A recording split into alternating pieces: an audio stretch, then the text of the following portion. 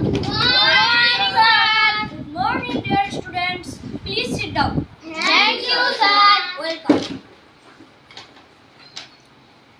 Today I am going to discuss about letter and word. Do you know what is called letter?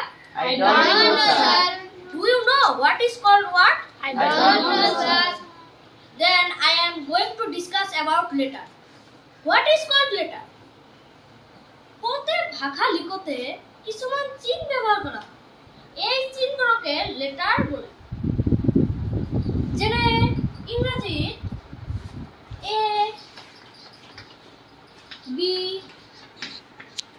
C D আদি করে 26টা letter বা আখর আছে। এইগুলোকে letter বলে। We can make word from letter. For example,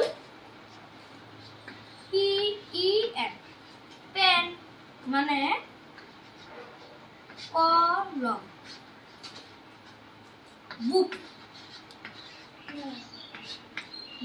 মানে কিতাব।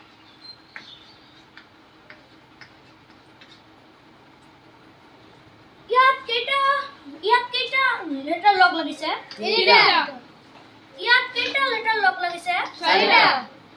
এনেদৰে কেইটামান লেটাৰ লগ লাগি এটা শুদ্ধ অৰ্থ প্ৰকাশ কৰিলে তাক ৱাৰ্ড বোলে।